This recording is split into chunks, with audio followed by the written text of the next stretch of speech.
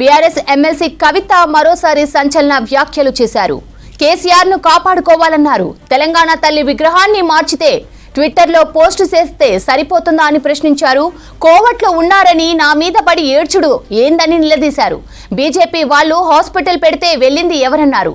ఇంటి ఆడబిడ్డ మీద పెయిడ్ పోస్టులు చూపిస్తే మర్యాద అవుతుందా అన్నారు. తాను వెన్నుపోటు రాజకీయాలు చేయనన్నారు. బీఆర్ఎస్ ఎమ్మెల్సీ కవిత మరోసారి సంచలన వ్యాఖ్యలు చేశారు. కేసీఆర్ ను కాపాడుకోవాలన్నారు. తెలంగాణ తల్లి విగ్రహాన్ని మార్చితే ట్విట్టర్లో పోస్టు చేస్తే సరిపోతుందా అని ప్రశ్నించారు. కోవట్టులో ఉన్నారని నా మీద పడి ఏడ్చుడు ఏందని నిలదీశారు. బీజేపీ వాళ్ళు హాస్పిటల్ పెడితే వెళ్ళింది ఎవరన్నారు. ఇంటి ఆడబిడ్డ మీద పెయిడ్ పోస్టులు చూపిస్తే మర్యాద అవుతుందా అన్నారు. తాను వెన్నుపోటు రాజకీయాలు చేయనన్నారు. బీఆర్ఎస్ ఎమ్మెల్సీ కవిత మరోసారి సంచలన వ్యాఖ్యలు చేశారు. కేసీఆర్ ను కాపాడుకోవాలన్నారు. తెలంగాణ తల్లి విగ్రహాన్ని మార్చితే ట్విట్టర్లో పోస్టు చేస్తే సరిపోతుందా అని ప్రశ్నించారు. కోవర్టులో ఉన్నారని నా మీద పడి ఏడ్చుడు ఏందని నిలదీశారు. బీజేపీ వాళ్ళు హాస్పిటల్ పెడితే వెళ్ళింది ఎవరన్నారు. ఇంటి ఆడబిడ్డ మీద పెయిడ్ ఆర్టిస్టులతో పోస్టులు చూపిస్తే మర్యాద అవుతుందా అన్నారు. తాను వెన్నుపోటు రాజకీయాలు చేయనన్నారు. తెలంగాణ విగ్రహం మార్చితే ట్విట్టర్లో పోస్టు పెడితే సరిపోతుందా అని ప్రశ్నించారు. కేసీఆర్ కు నోటీసులు ఇస్తే పార్టీ ఏం చేస్తుందన్నారు. పెయిడ్ పోస్టులతో బద్నాం చేస్తే ఊరుకోనన్నారు కవిత.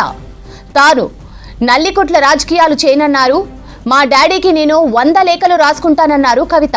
తాను కడుపులో బిడ్డను పెట్టుకొని తెలంగాణ ఉద్యమంలో పాల్గొన్నానని చెప్పారు. తెలంగాణ విగ్రహం మార్చితే ట్విట్టర్లో పోస్టు పెడితే సరిపోతుందా అని ప్రశ్నించారు కవిత. కేసీఆర్ కు నోటీసులు ఇస్తే పార్టీ ఏం చేస్తుందన్నారు. పెయిడ్ పోస్టులతో బద్నాం చేస్తే ఊరుకోనన్నారు కవిత. తాను నల్లికుట్ల రాజకీయాలు చేయనన్నారు. మా డాడీకి నేను 100 లేఖలు రాసుకుంటానన్నారు కవిత. తాను కడుపులో బిడ్డను పెట్టుకొని తెలంగాణ ఉద్యమంలో పాల్గొన్నానని చెప్పారు. మీడియా చిట్చాట్లో పార్టీలో పరిస్థితులపై బగ్గుమన్నారు కవిత. తెలంగాణ విగ్రహం మార్చితే ట్విట్టర్లో పోస్టు పెడితే సరిపోతుందా అని ప్రశ్నించారు కవిత. కేసీఆర్ కు నోటీసులు ఇస్తే పార్టీ ఏం చేస్తుందన్నారు. పెయిడ్ పోస్టులతో బద్నాం చేస్తే ఊరుకోనన్నారు కవిత. తాను నల్లికుట్ల రాజకీయాలు చేయనన్నారు. మా డాడీకి నేను 100 లేఖలు రాసుకుంటానన్నారు కవిత. తాను కడుపులో బిడ్డను పెట్టుకొని తెలంగాణ ఉద్యమంలో పాల్గొన్నానని చెప్పారు. మీడియా చిట్చాట్లో పార్టీలో పరిస్థితులపై బగ్గుమన్నారు కవిత. పార్టీని బలోపేతం చేసే తీరు ఇదేనా అని ప్రశ్నించారు. బీఆర్ఎస్ ఎమ్మెల్సీ కవిత మరోసారి సంచలన వ్యాఖ్యలు చేశారు. కేసీఆర్ ను కాపాడుకోవాలన్నారు. తెలంగాణ తల్లి విగ్రహాన్ని మార్చితే ట్విట్టర్లో పోస్టు చేస్తే సరిపోతుందా అని ప్రశ్నించారు. కోవట్టులు ఉన్నారని నా మీద పడి ఏడ్చుడు ఏందని నిలదీశారు. బీజేపీ వాళ్ళు హాస్పిటల్ పెడితే వెళ్ళిందెవరన్నారు. ఇంటి ఆడబిడ్డ మీద పెయిడ్ ఆర్టిస్టులతో పోస్టులు చూపిస్తే మర్యాద అవుతుందా అన్నారు. తాను వెన్నుపోటు రాజకీయాలు చేయనన్నారు. తెలంగాణ విగ్రహం మార్చితే ట్విట్టర్లో పోస్టు పెడితే సరిపోతుందా అని ప్రశ్నించారు. కేసీఆర్ కు నోటీసులు ఇస్తే పార్టీ ఏం చేస్తుందన్నారు. పెయిడ్ పోస్టులతో బద్నాం చేస్తే ఊరుకోనన్నారు కవిత.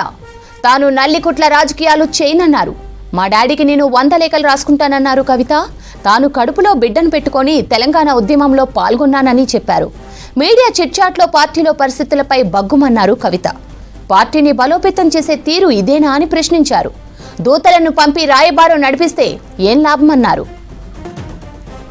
తెలంగాణ తల్లి విగ్రహం మార్చితే ట్విట్టర్లో పోస్టు పెడితే సరిపోతుందా అని ప్రశ్నించారు. కేసీఆర్ కు నోటీసులు ఇస్తే పార్టీ ఏం చేస్తుందన్నారు. పెయిడ్ పోస్టులతో బద్నాం చేస్తే ఊరుకోనన్నారు కవిత. తాను నల్లికుట్ల రాజకీయాలు చేయనన్నారు. మా డాడీకి నేను 100 లేఖలు రాసుకుంటానన్నారు కవిత. తాను కడుపులో బిడ్డను పెట్టుకొని తెలంగాణ ఉద్యమంలో పాల్గొన్నానని చెప్పారు. మీడియా చిట్చాట్లో పార్టీలో పరిస్థితులపై బగ్గుమన్నారు కవిత. పార్టీని బలోపేతం చేసే తీరు ఇదేనా అని ప్రశ్నించారు. దూతలను పంపి రాయబారం నడిపిస్తే ఏం లాభమన్నారు. ఇక లిక్కర్ కేసు టైంలోనే ఎమ్మెల్సీ పదవికి రాజీనామా చేస్తానంటే అధినేత కేసీఆర్ వద్దని చెప్పారన్నారు కవిత. బీఆర్ఎస్ ను బీజేపీలో విలీనం చేయొద్దని చెప్పానన్నారు. తెలంగాణ తల్లి విగ్రహం మార్చితే ట్విట్టర్లో పోస్టు పెడితే సరిపోతుందా అని ప్రశ్నించారు కవిత. కేసీఆర్ కు నోటీసులు ఇస్తే పార్టీ ఏం చేస్తుందన్నారు. పెయిడ్ పోస్టులతో బద్నాం చేస్తే ఊరుకోనన్నారు కవిత. తాను నల్లికుట్ల రాజకీయాలు చేయనన్నారు. మా డాడీకి నేను 100 లేఖలు రాసుకుంటానన్నారు కవిత.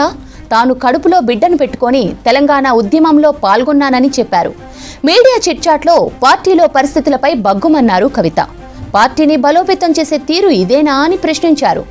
దూతలను పంపి రాయబారం నడిపిస్తే ఏం లాభమన్నారు. లిక్కర్ కేసు టైంలోనే ఎమ్మెల్సీ పదవికి రాజీనామా చేస్తానంటే అధినేత కేసీఆర్ వద్దన్నారని చెప్పారు కవిత. బీఆర్ఎస్ ను బీజేపీలో విలీనం చేయొద్దనని చెప్పానన్నారు. కోవర్టులు ఉన్నారని అంటున్న నేతలు వారిని ఎందుకు పక్కన పెట్టడం లేదని ప్రశ్నించారు. లేఖ ఎందుకు రాశావని అంటున్నారని 100 లేఖలైనా రాస్తానన్నారు. లిక్కర్ కేసు టైంలోనే ఎమ్మెల్సీ పదవికి రాజీనామా చేస్తానంటే అధినేత కేసీఆర్ వద్దని చెప్పారన్నారు కవిత. పార్టీని బీజేపీలో విలీనం చేసే ప్లాన్ జరిగిందని, బీఆర్ఎస్ ను బీజేపీలో విలీనం చేయొద్దని చెప్పానన్నారు.